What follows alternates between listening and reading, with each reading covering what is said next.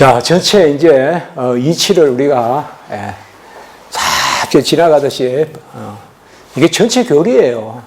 우리가 신학서론, 신론, 인간론, 그 다음에 기독론, 구원론, 교회론. 뭐 그럼 종말론 또 사실 인간의 종말로 하면 되거든요. 그게 전체 조지신학이잖아요. 그 종합적 체계적 방법이라 하거든요. 종합적 체계적 방법. 전체 교리를 체계적으로 공부하는 거. 이게 칼빈의 방법이에요. 그리고 신학서론이라는 거, 계시론이라는 것이 조지신학의 한 분과가 되는 거. 이거는 교리사에서 칼빈이 출발한 거예요. 기독교 강요에서 제1권에서 계시론, 이건 칼빈이 출발한 거예요.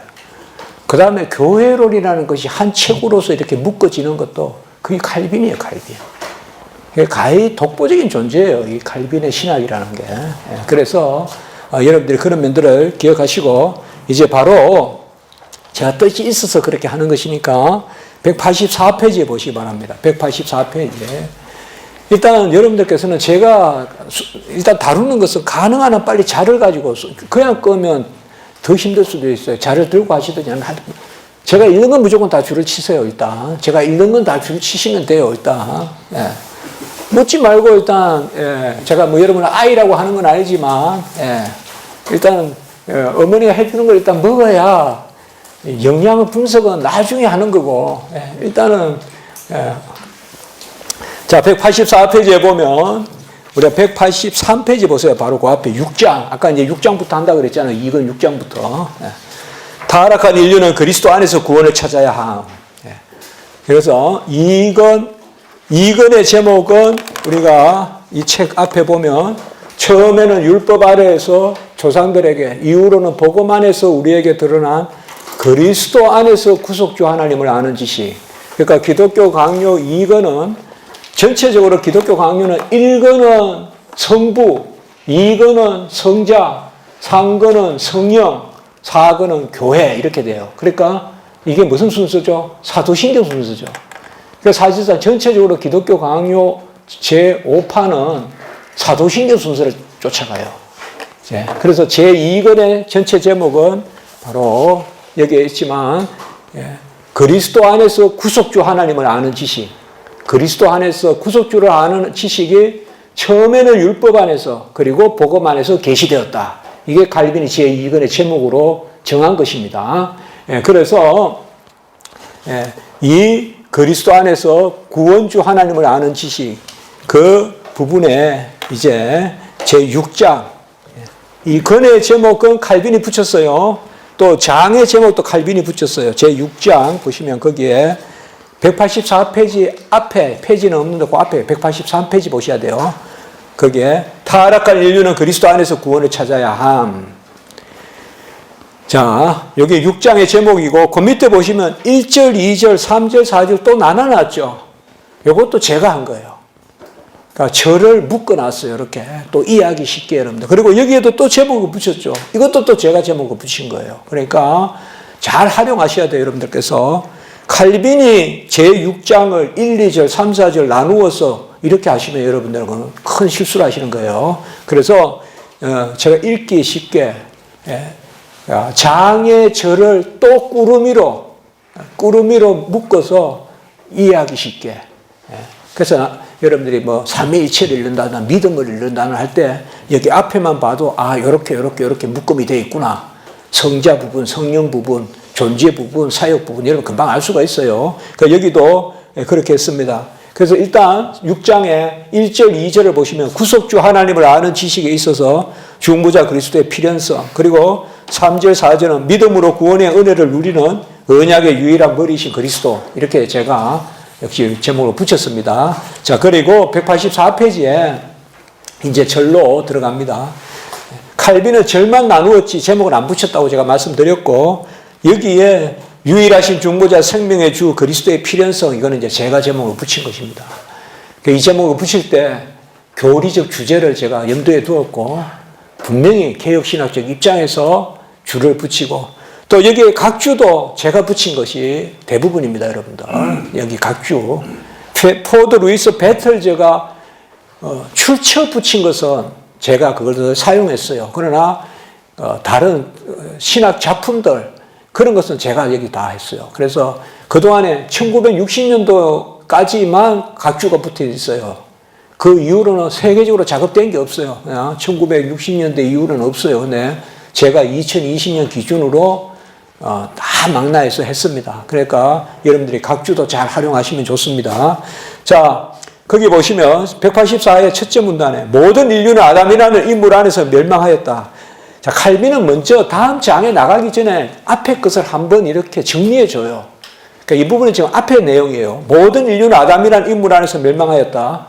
이게 뭐는 바로 원죄죠.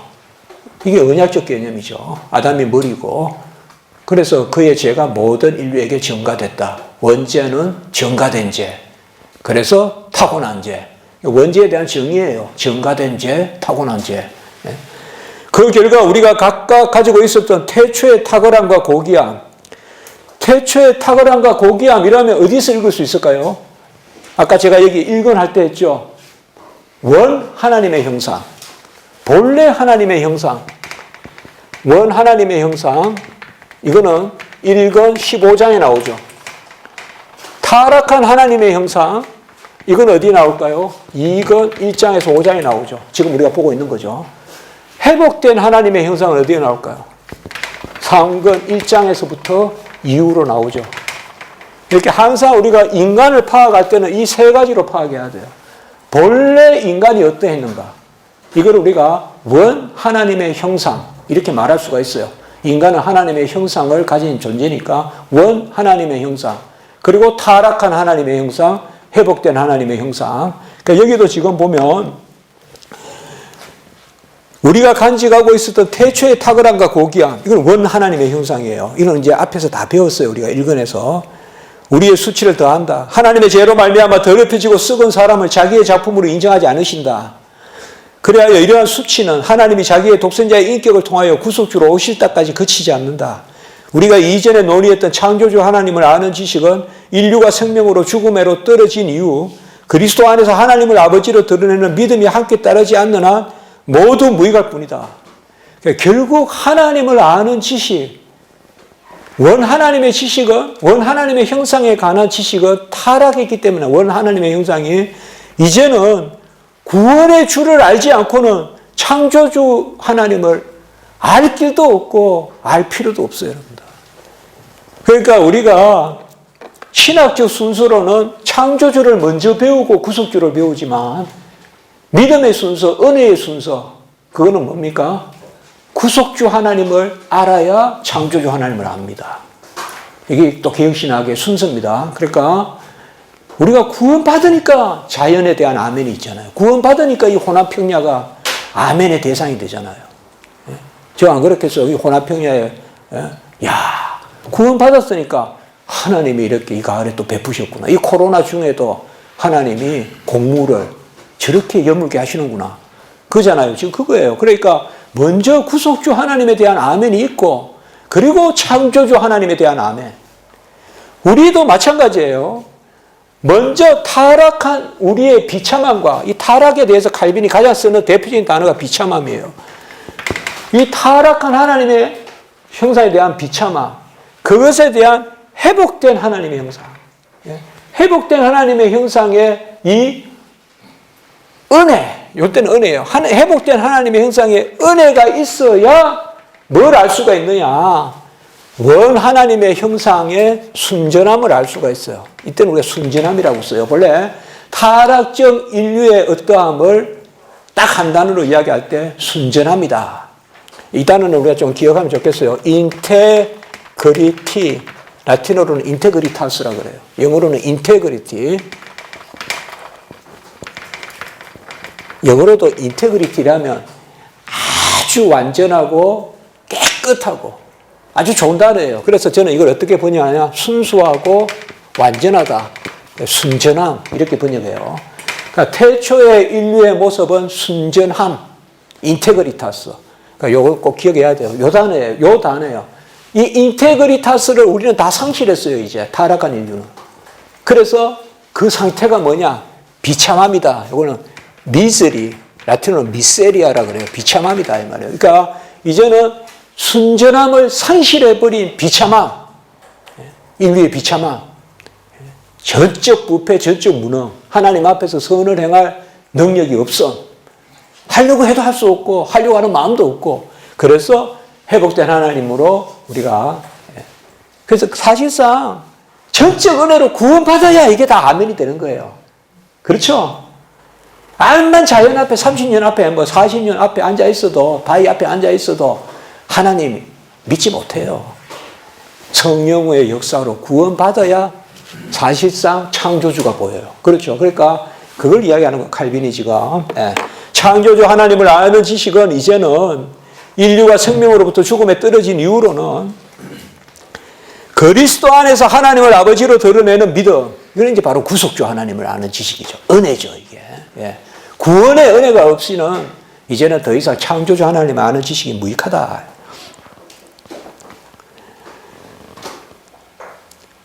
그래서 밑에서 셋째 줄, 태초에는 이 학교로부터 영원한 생명과 안전한 복이 전해지게끔 되었었다. 여기서 학교라고 쓴 것은 사실상 피조물이에요.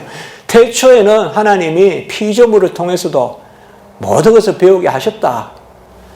그러나 이제는 185페이지에 밑에서 다섯째 줄, 십자가에 대한 설교가 없이는, 칼빈이 이 말을 쓰는 것은 칼빈이 기독교 강요에서 얘기밖에 없어요. 십자가에 대한 설교가 없이는 모든 지식이 허무하다 이겁니다.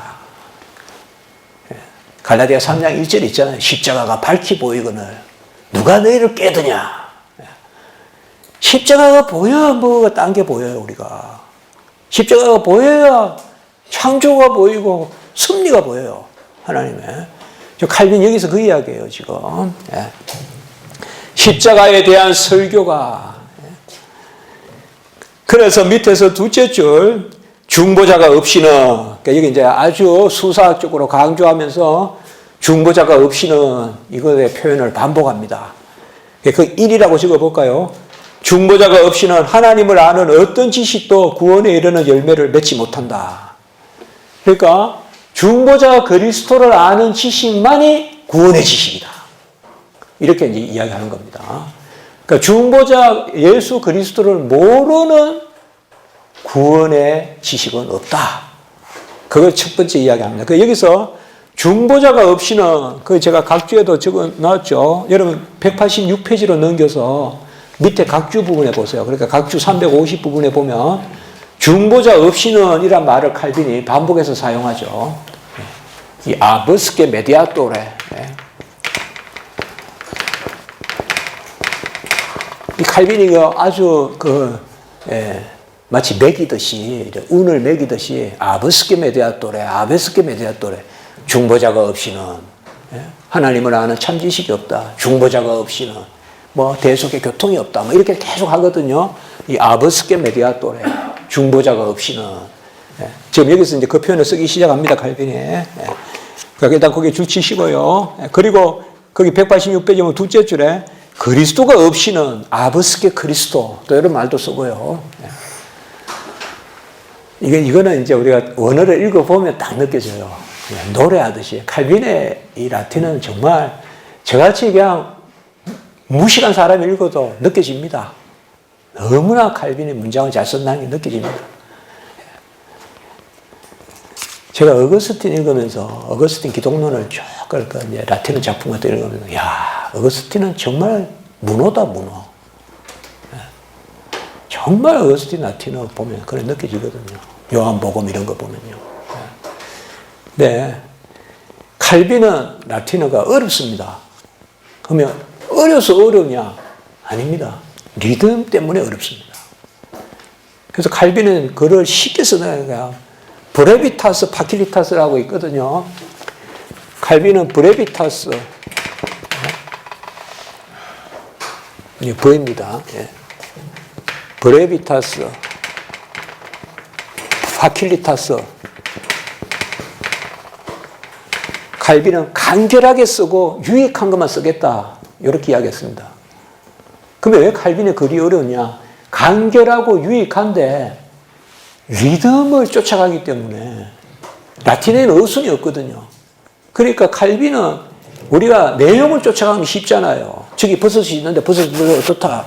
또 저기에 뭐 미나리가 있는데 미나리가 어떻다. 이러면 내용 꾸러미가 있으면 쉬운데 칼빈이 확 해치시켜 버립니다. 그때는. 그러니까 어려운데 그 대신에 그걸 잘 읽으면 그렇게 은혜가 돼요. 칼빈의 글이. 그러니까 제가 가장 간결하면서도 브레비티, 가장 유익한 거, 파킬리티. 이게 파실리티잖아요, 이거. 이게 전기 같은 거요. 간결하면서도 유익하게 쓰는데요. 자, 예. 이런 것들을 칼빈이 이야기합니다. 그래서 거기에 보시면 185에 다시 가서 마지막 줄 1. 중보자가 없이는 하나님을 아는 어떤 지식도 구원에 이르는 열매를 맺지 못한다. 모든 지식은 그리스도 안에서의 지식입니다. 그리스도를 떠난 지식은 구원의 열매를 맺지 못한다. 또 조금 다르게 표현하면 아까 말씀드린 십자가가 밝히 보이지 않는 지식은 그거는 열매 맺는 지식이 아니다. 십자가의 보혈의 지식만이 열매 맺는다. 그 이야기가 칼빈이 지금. 예. 그래서 186페이지에 요한복음 17장 3절을 인용하죠. 예. 185페이지 마지막 줄에서 영생은 곧 유일하신 참 하나님과 그의 보내신 자 예수 그리스도 아는 것이다. 사실상 영생은 아는 것이다 이렇게 나오는 것은 여기 구절밖에 없잖아요. 요한복음에 우리가 17장 3절에 여기에 지식이 뭐냐? 바로 그리스도를 아는 지식. 그래서 거노시스 헬라어로 이 아는 지식. 이것은 영생은 하나님과 그의 보내신 자 예수 그리스도를 아는 것이다. 예. 그래서 칼빈은 첫째로는 뭐냐 하면 중보자가 없이는 영생의 지식이 없다 이겁니다. 아멘. 중보자가 없이는 영생의 지식이 없다 이거예요. 중보자가 없는 설교는 생명의 설교가 아니다 이 말이에요. 중보자가 없이는 예수 그리스도가 없이는 그것을 첫 번째 이야기합니다. 그래서 네 줄 밑에 성경에서 구원에 이르는 유일한 문이다. 그것이 바로 그의 은혜가 없이는 아무도 중보자 예수 그리스도가 내가 길이요 진리요 생명이요 내가 양의 문이요 내가 중보자 그리스도가 없이는 아무도 구원에 이르는 그런 문이 없다. 그걸 첫 번째 이야기하고 있어요. 예. 이제는 안 된다 이거요. 안 되는데 되는 거예요. 전적 타락, 전적 무너, 전적 부패인데 예수만 믿으면 되는 거예요 이제. 다른 길은 없어요. 그러니까 안 되는 게 아니야. 돼. 그런데 예수만 있으면 돼요. 예수 없이는 안 돼. 이렇게 되는 거잖아요. 아브스케 메디아토레. Without mediator. 중보자가 없이는 안 된다 이거예요. No knowledge of salvation. 구원의 지식이 없다 이 말입니다. 중보자가 없이는. 그래서 그 밑에 문단 보세요. 사마리아 여인은 예배 드렸어요. 그러나 알지 못한 걸 드렸어요. 아테네에서도 그들도 이방신 생겼어요. 그러나 내일 또 신생기고 모레 신생기니까 아예 그냥 벽돌에다가 unknown God, 그러니까 to unknown God이라고 적어놓고 땡겨서 예배 드리는 거예요. 모르는 신에게, 알지 못하는 신에게. 그러나 우리는 뭐예요? 186페이지 셋째 문단 둘째 줄. 우리는 아는 것을 예배하오니 이는 구원이 유대인에게서 남이라. 사실 사마리아 여인이 예수님 만나서 영과 진리로 예배 드린다. 그 말씀만 듣고 바로 물동이 던지고 나가서 메시아 외치잖아요. 그렇잖아요. 내가 메시아를 보았다 하잖아요. 예, 요한복음 4장이지 않습니까? 그럼 뭡니까? 내가 가라지 않는 생수요. 영과 진리의 예배요. 그게 뭡니까? 지금 앞에 있는 예수 그리스도를 믿는 거라고요. 예수 그리스도. 그를 만난 거예요, 사마리아에. 그래서 내가 메시아를 만났다고 이야기하는 거죠. 그게 메시아를 만난 거죠. 그걸 여기서 이야기하고 있습니다. 그리고 그 지식은 그 예수 안에 뭐가 있기 때문에 밑에서 셋째 줄 그리스도 안에 생명이 있다. 요한복음 1장 4절 포스 그 비단에 말씀 안에 생명이 있고 그 생명이 사람들의 빛이다. 요한복음 1장 4절 말씀 안에 생명이 있고 그 생명이 사람들의 빛이다. 태초로부터 계신 생명의 말씀 요한 1서 1장 1절 이런 것들이죠. 그러니까 다 말씀이 바로 그리스도시잖아요. 그리스도가 없이는 생명이 없다. 말씀이 없이는 생명이 없다. 187페이지 첫째 줄에 자기가 생명이다. 이렇게 말씀한다는 거예요. 자, 2절 구약 백성들이 믿던 기름 부음 받은 자 중보자 그리스도 이렇게 제가 제목을 붙여봤고요.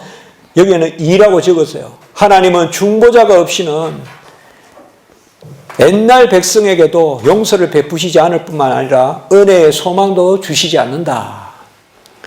중보자가 없이는 어떤 용서와 어떤 은혜의 소망도 없다. 그 밑에 문단 넷째 줄, 교회는 언제나 그리스도의 인격 가운데 자리를 잡고 있어야 복되고 가호가 넘친다. 여기에서 이제 칼빈은 뭔가 하면 구약이든 신약이든, 구약의 교회든 신약의 교회든 그리스도의 은혜가 없고서야 교회가 형성될 수 없다. 그러면 구약은 오실 그리스도, 신약은 오신 그리스도니까 이렇게 말하지만 구약이나 신약이나 실체는 그리스도다. 그 이야기를 여기서 이야기합니다. 그래서 여기에서는 중보자가 없이는 또 아까 이 말 아브스키 메디아토레 중보자가 없이는 구약이든 신약이든 은혜가 없다. 용서가 없다. 그래서 그 밑에 문단에 보시면 하나님은 아브라함 자손 모두를 자기의 언약에 포함시켰다. 사실 이런 걸 우리가 읽어내야 됩니다. 이제 언약이란 단어, 언약에 포함시켰다. 이에 대해서 바울은 그리스도가 모든 나라로 복을 받게 할 그 씨다. 히브리어는 제라, 헬라어 스페르마, 씨. 그리고 그 씨는 여럿을 가르쳐 그리스도라 하지 않고 하나를 가르쳐 그리스도라 했다. 갈라디아 3장 16절. 바로 이 씨 개념이죠. 씨가 바로 언약 개념에서 씨는 머리 개념입니다. 머리 개념. 머리. 씨를 자꾸 무슨 이단들 같이 무슨 이렇게 피가름 이런 거 자꾸 연결시키면 안 돼요. 우리 한국교회 이단들 거의 다 그쪽 가 있어요. 씨는 언약적 개념이에요. 그리고 그리스도. 후손, 자손, 씨가 다 같은 단어에서 하실 거니까 원어는 씨예요. 씨, 제라이, 히브리어로, 헬라어로, 스페르마. 그게 단수죠. 창세기 13장, 17장 이런데 후손은 단수 개념이에요. 여럿을 가르쳐 후손이라 하지 않고 하나를 가르쳐 후손이라 했다. 갈라디아 3장에 나오잖아요. 아까요. 16장 그쪽에 나오잖아요. 지금 그 여기 이야기입니다. 그러니까 그 갈라디아 우리가 3장, 4장 이런 데 보면 뭐요? 그리스도의 것은 이삭에 속한 아브라함의 후손이잖아요. 그게 갈라디아 3장, 4장의 주제거든요. 아브라함의 후손, 그리스도의 것. 그리스도의 것, 그리스도의 씨, 그게 속한 거. 이게 다 언약 개념이에요. 그러니까 언약, 이 머리, 씨 개념 여기서 이야기합니다. 그래서 188페이지에 바로 둘째 문단에 아브라함의 씨는 무엇보다도 그게 있죠. 하나의 뭐? 하나의 뭐? 머리. 하나의 머리에 속한다. 이 카푸트 개념. 씨는 세멘, 라틴어는 세멘이라 그래요. 여기서 세미나리가 나왔어요. 세미나리. 신학교가 여기서 나온 거예요. 세멘이라는 씨에서. 목판. 세멘. 씨는 머리다. 단수다. 누구냐? 유일하신 중보자다. 누구냐? 그리스도다. 그가 없이는 이렇게 되는 거예요. 그가 없이는 구약이든 신약이든. 그래서 188페이지 우리가 둘째 문단 셋째 줄 선택된 백성을 자녀 삼으신 첫 번째 사건은 그리스도의 은혜에 달려 있었다. 이건 이제 우리가 나중에 2권 10장에 가서도 이거 길게 이야기하는데요. 여기서 일단 거기에 보시면 세 줄 밑에 한나의 노래. 한나의 노래에 보면 이제 사무엘을 갖고 난 다음에 한나의 노래잖아요. 거기 보면 밑에 여호와께서 자기 왕에게 힘을 주시며 자기의 기름 부음을 받은 자의 뿔을 높이시며 이게 이제 그리스도를 칭한다는 것이죠. 그리고 한 여섯째 줄 밑에 다윗은 경건한 자들이 하나님을 경외하기를 권하면서 그의 아들에게 입맞추라. 이건 2편에 나오지는 시편이에요. 아들을 공경하지 아니하는 자는 아버지도 공경하지 아니한다. 이거는 주님께서 하신 말씀이잖아요. 그러니까 아들과 아버지. 사실상 삼위일체를 먼저 배우지만 그리스도를 믿어야 아버지를 알죠. 그렇죠. 나를 믿어야 아버지를 믿고, 나를 봐야 아버지를 보고, 나를 영접해야 아버지를 영접하고, 요한복음 12장에서 14장까지 계속 이런 개념이 나오잖아요. 어떤 사람은 왜 그리스도를 믿으라고 그러냐? 삼위일체 믿으라고 그래야 되지. 그건 말이 안 맞는 이야기예요. 주 예수를 믿으라. 너와 내 집에 구원을 얻으리라. 예수를 믿는 게 아버지를 믿는 거예요. 그 삼위일체죠. 그건 여기서 그 이야기입니다. 그러니까 뭐예요? 예수를 믿지 않고는 언제? 구약이든 신약이든. 그 노래가 어디부터 나온다 벌써? 한나의 노래 나온다. 다윗의 시편에 나온다. 지금 그 이야기 하는 거예요. 이런 게 언약신학이에요. 이런 게 언약신학이에요. 구속사 전체에 있어서 예수 그리스도의 의. 이게 언약신학이에요. 이걸 구속사로 보면 성취 개념이고, 구원론적으로 보면 구원 서정의 모든 의가 그리스도의 의다.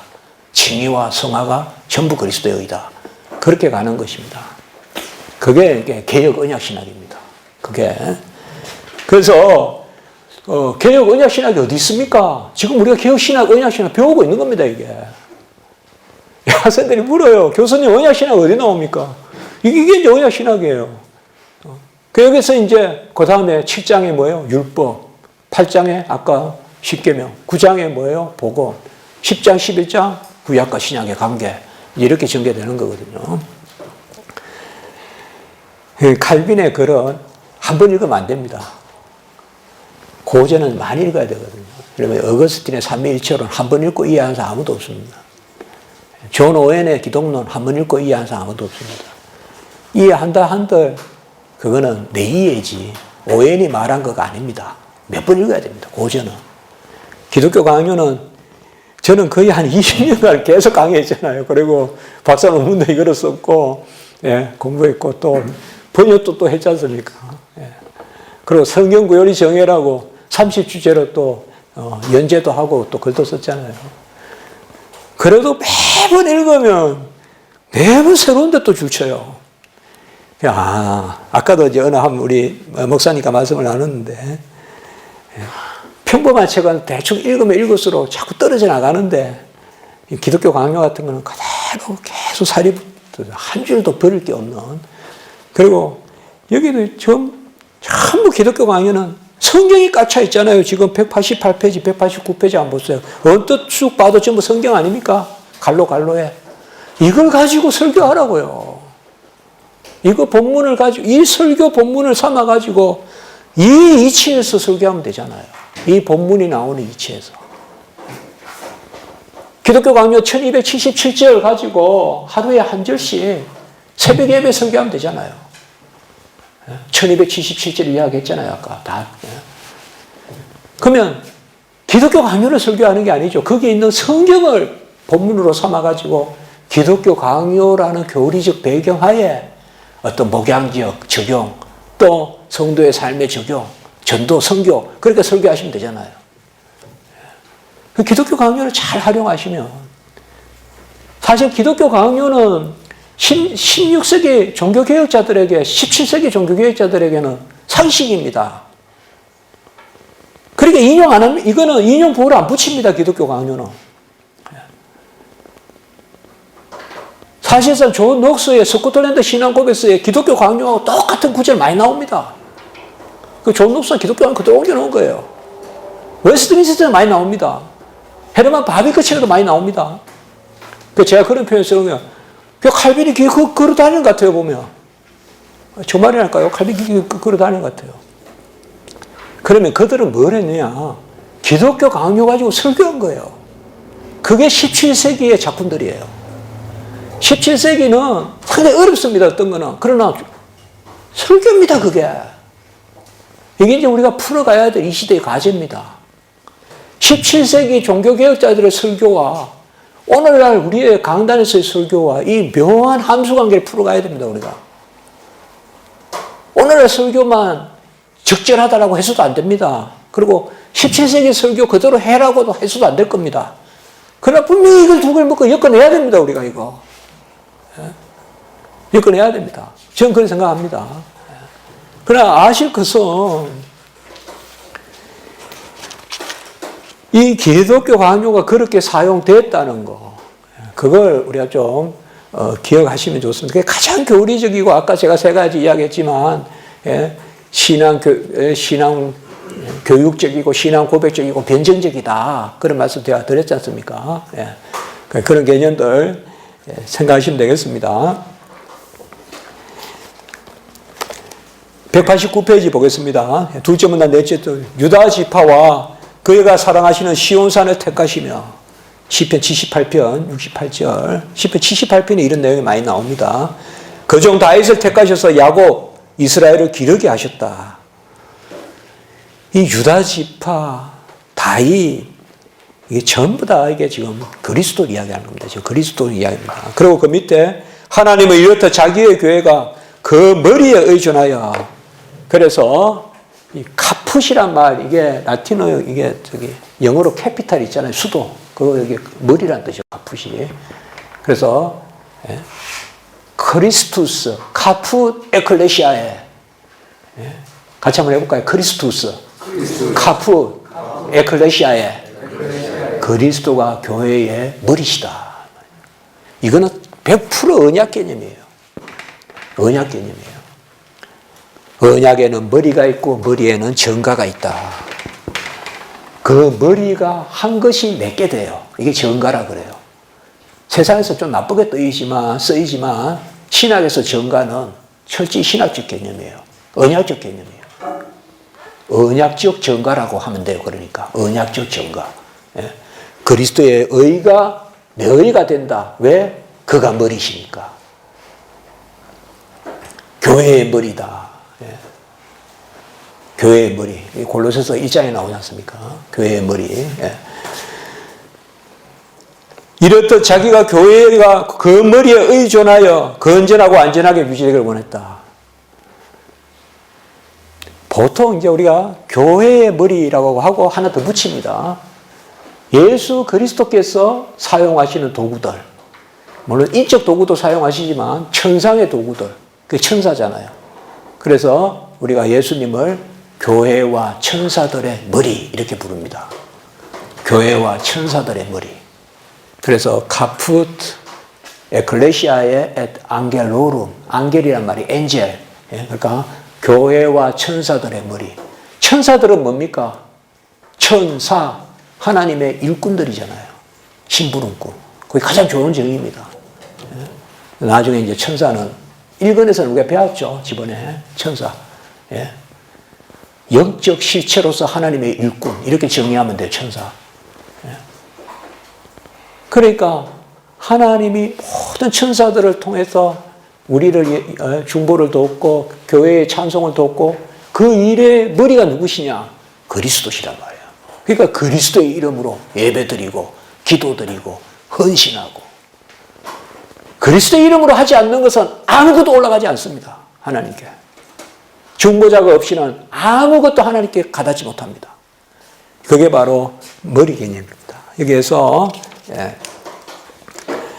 그 네 줄 밑에 이 말씀으로서 우리는 교회가 나눌 수 없는 끈으로 그리스도의 거리에 결속된 상태에 있다는 점을 주목하게 된다. 그리고 190페이지에 다섯째 줄 밑에 주의 오른쪽에 있는 자, 보좌 우편 그런 개념과 통할 수도 있겠죠. 주를 위하여 지켜내신 인자에게 주의 손을 얹으소서. 그리고 3절 영원한 언약의 머리로서 오실 중보자 그리스도에 대한 예언들. 그 밑에 둘째 줄 보면 그 확신과 소망의 기치. 이 기치라는 말이 영어로는 배너잖아요. 배너. 여기에서 바로 배너 오브 트루스라는 그게 여기서 나온 거예요. 진리의 깃발이라는 게. 여기서 인용한 거예요, 사실. 있잖아요. 우리 서창은 목사님, 교수님 하시는 그 배너 오브 진리의 깃발. 영국에서 나오는 거. 영국 에디버러, 거기서 나오는 거예요. 그 확신과 소망의 기치가 그리스도 자신 안에 미래에 표상되어 있다. 상당히 중요한 단어입니다. 밑에 제가 라틴어, 중요한 라틴어 제가 소개했거든요.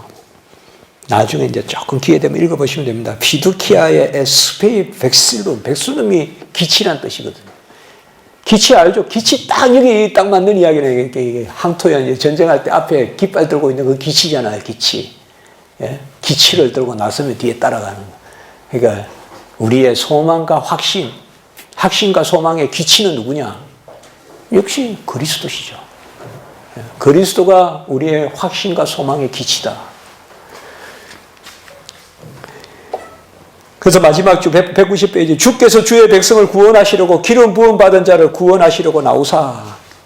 그리고 네 줄 밑에 이거는 신학교로 중요한 단어입니다. 언약의 항존성. 영어로 stability. 항상 동일하다. 언약의 항존성. 이래서 나중에 이제 10장에 가면 우리가 더 자세히 배우는데요. 경륜에서는 다르지만 실체는 같다는 뜻이거든요. 언약의 항존성. 머리는 한 분이시라 이거예요. 구약이든 신약이든. 바로 그리스도시죠. 구약 때는 모세가 머리고 신약 때는 예수가 머리다. 세대주의 이야기하면 안 된다 이 말이에요. 그러니까 신약이든 구약이든 머리는 한 분이시다. 유일하신 기치, 백실루. 구약에도 피두키아 확신과 소망을 그리스도께 두었고 우리도 확신과 소망을 그리스도에 두고 아까 백실룸 있었잖아요. 피두키아의 스페인 확신과 소망의 기치 그리스도 언약의 항존성 그 실체가 동일하신 새하늘과 새 땅에서도 그리스도는 우리의 중보자시죠. 일체 하나님은 영원하시니까. 그래서 보호자의 어린 양께 멸류관을 던지죠. 자, 191페이지에 이사야. 지금 우리 장엄한 무슨 빵파레 같은 걸 지금 듣고 있는 겁니다. 지금 기독론에 지금 크게 지금 들어가는 소리예요. 여기에 지금 칼빈이. 그 전체 신구약을 쭉 지금 이야기하면서 머리시다, 거시아시다, 기치시다 지금 이야기하지 않습니까? 이사야는 또 뭐라고 했느냐? 이건 우리가 너무나 잘 아는 말씀이죠. 191페이지에 둘째보다 넷째 줄. 보라 처녀가 잉태의 아들을 낳을 것이요. 이사야 7장 14절이죠. 사실 우리가 그 성경에 있어서 이 3장 15절 창세기에 그 다음에 이사야 7장 14절 그 다음에 마태복음 1장 23절 이건 항상 우리가 연결시켜서 봐야죠. 임마누엘 개념이죠. 여자의 후손이 뱀의 머리를 상한다. 그것도 여자의 후손 개념은 분명히 그리스도고 왜 여자라고 특정했냐? 그건 우리가 임마누엘 처녀 잉태를 생각할 수가 있어요. 그 원복음 모복음이에요. 그게 창세기 3장 15절에 그러니까 그 여자의 후손 그 부분 그 다음에 이사야 7장 14절 아스안 때 그 암울할 때 표징을 하나 보이는데 처녀가 잉태하여 아들 낳으려 임마누엘 하리라 7장 14절 그리고 바로 천사가 알리잖아요. 예수님의 잉태 그때 예수라 하라. 그리고 말씀 기록되었은즉 임마누엘이라 하리라. 마태복음 1장 23절에 나오잖아요. 이 세 건 항상 같이 생각해야 됩니다. 그리고 그 밑에 문단 셋째 줄 내가 너희를 위하여 영원한 언약을 맺으리니 곧 다윗에게 허락한 확실한 은혜니라. 전부 지금 성경 이야기합니다.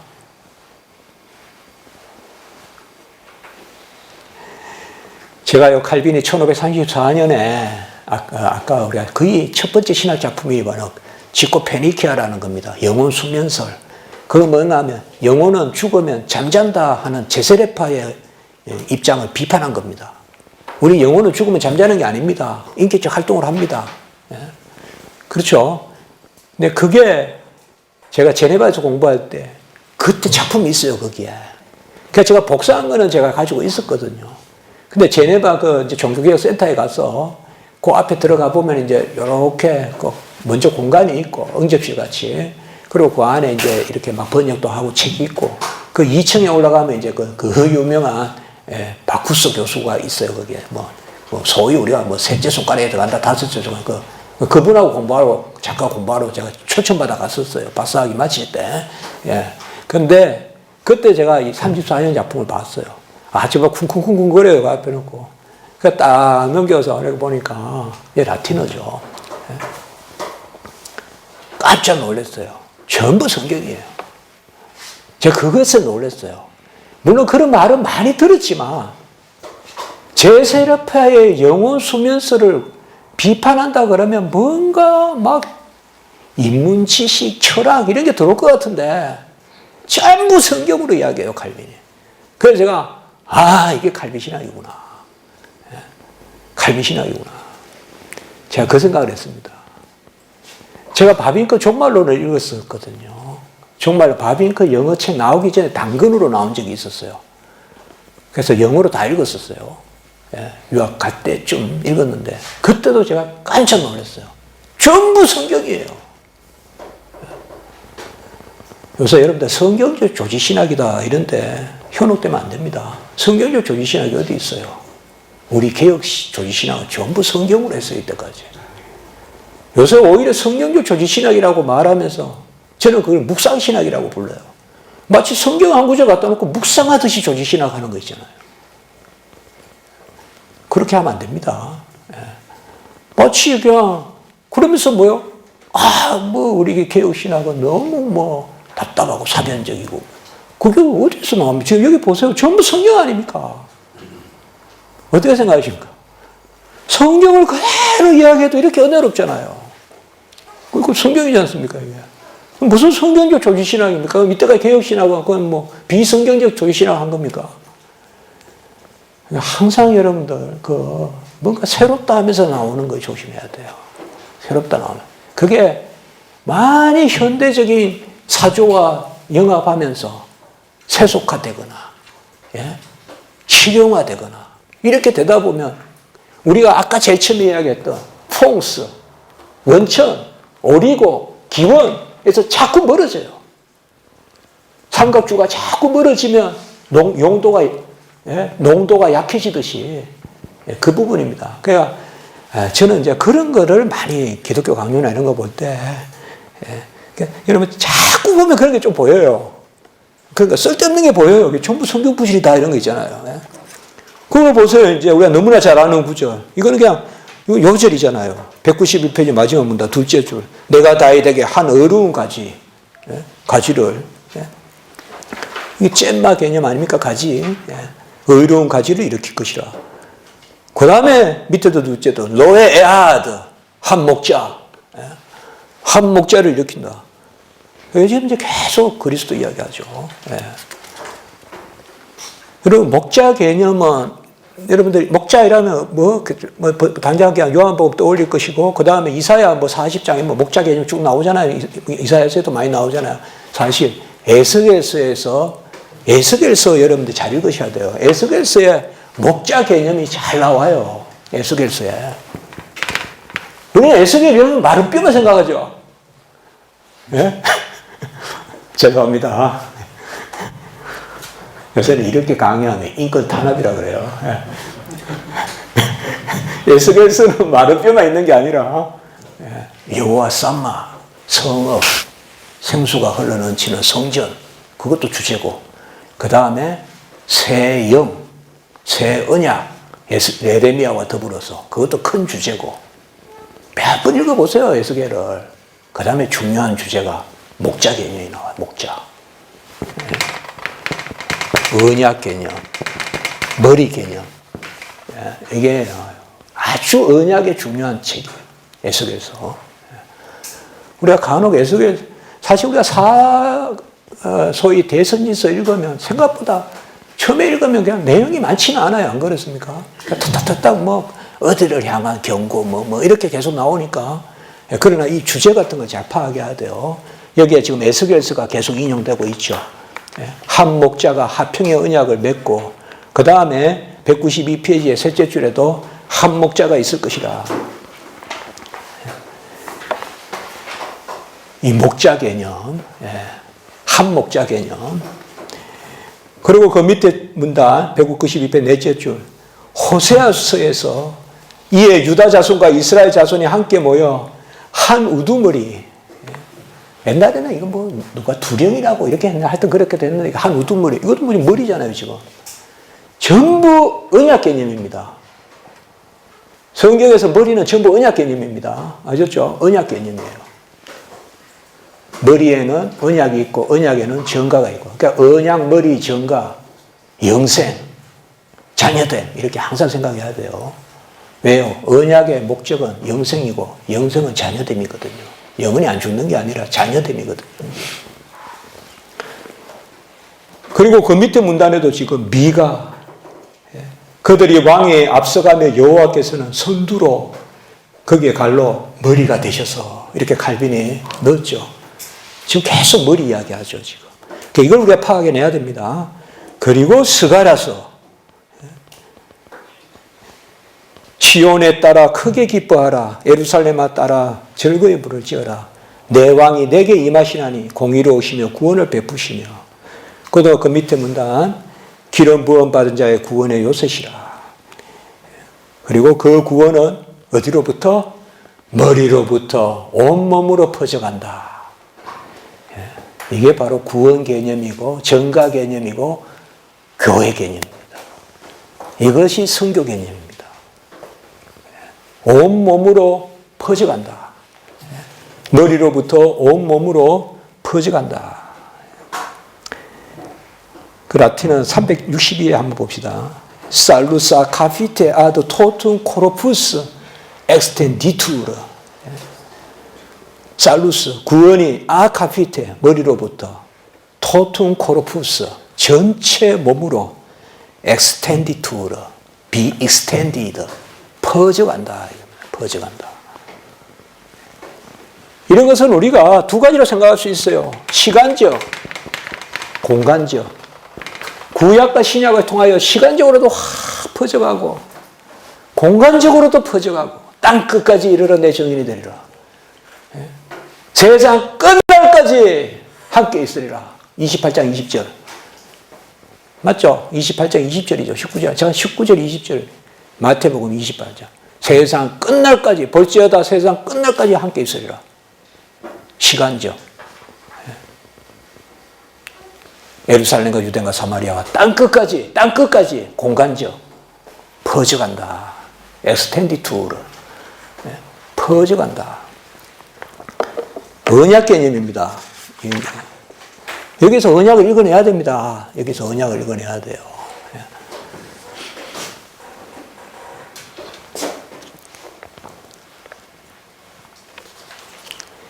193페이지 보십시다. 첫째 줄 유대인들이 자유를 찾게 하여 눈을 바로 뜨고 그리스도를 직시하기를 원하셨다. 그래서 세 줄 밑에 다윗에게 약속하신 대로 하나님이 그리스도의 손을 통하여 교회의 해방자로 오실 것이라는 사실.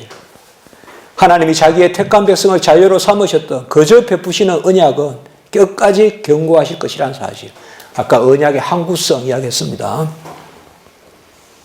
그리고 세 줄 밑에 호산나라고 부르는 것, 그 한 줄 밑에 구속주가 오심이 하나님의 긍휼에 대한 유일한 보증이 된다. 이런 것도 여러분들 각주 364 보시면 우니쿰 피그누스 이렇게 되죠. 유일한 보증입니다. 뭐가?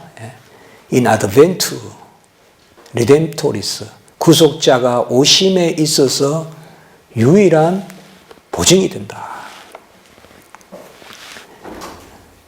뭐에 대한? 하나님의 긍휼에 대한. 그리고 그 밑에 문단 둘째 줄, 요거 줄 잘 치시기 바랍니다. 믿음은 그리스도로부터 아버지께로 올라간다. 뭐 너무 심각하게 생각할 필요는 없습니다. 주 예수를 믿어라. 너와 내 집에 구원을 얻으리라. 그 말. 다 같은 말들입니다. 16장의 사도행전. 그리고 아까 우리가 요한복음 17장 3절에 영생은 아버지와 그의 보내신 아들을 아는 것이니다. 빌립아 어찌 아버지를 보여달라 하느냐. 나를 본 자는 아버지를 보았거늘. 나로부터 아들부터 아버지로 올라간다 이 말이에요. 나를 본 자는 아버지를 보았거늘. 어찌 아버지를 보여달라 하느냐. 정확한 겁니다. 이런 것을 가지고 길게 설교하듯이 풀어 쓴 게 17세기 신학입니다. 칼빈에 없는 이야기 한 게 아닙니다. 그래서 칼빈의 신학의 토대를 놓고 17세기에 신학화했다. 이건 잘못된 이론입니다. 칼빈 자신이 신학입니다. 그래서 제가 칼빈 신학이라고 이 책을 아예 이렇게 제목을 정한 겁니다. 이 책을 썼을 때. 칼빈 신학. 그래서 보세요. 칼빈의 조지 신학으로서 칼빈 신학을 제안한다 이 말이에요. 저도 학교 다닐 때 칼빈은 그냥 뭐 목회자고 루트는 깊은 신학자고 이런 말을 많이 들었어요. 칼빈 16세기는 그냥 칼빈은 토대만 나왔고 17세기에 와서 신학화됐다, 교리화됐다. 아닙니다. 칼빈이 신학자입니다. 이건 칼빈을 폄하하기 위해서 쓰는 말이에요. 그래서 칼빈 신학이다. 그래서 제가 여기 아까 다시 얘기했지만 칼빈의 조지 신학으로서 칼빈 신학을 제안한다. 이렇게 이야기했습니다. 칼빈의 기독교 강요는 조지 신학책입니다. 이견 없습니다. 다 그렇게 생각합니다. 또 우리나라에는 이상하게 칼빈의 기독교 강요는 그렇게 생각 안 하는 경향이 있어요. 토마스 아퀴나스의 신학 대전은 조지 신학책이라고 생각하면서 칼빈의 기독교 강요는 조지 신학책이라고 생각 안 하는 경향이 있어요. 폴코프를 읽어야, 바비크를 읽어야 조지 신학을 생각해요. 아니요. 여러분, 삼위일체 폴코프 다 읽어보세요. 칼빈을 읽어야 훨씬 부유해져요. 기독교 강요. 기독교 강요 결코 만만한 책이 아닙니다. 시간을 안 넘기려고 제가 합니다. 여기서 일단 조금 쉬고 194페이지부터는 저녁 때 이제 하겠습니다. 여러분 재미있죠? 그러니까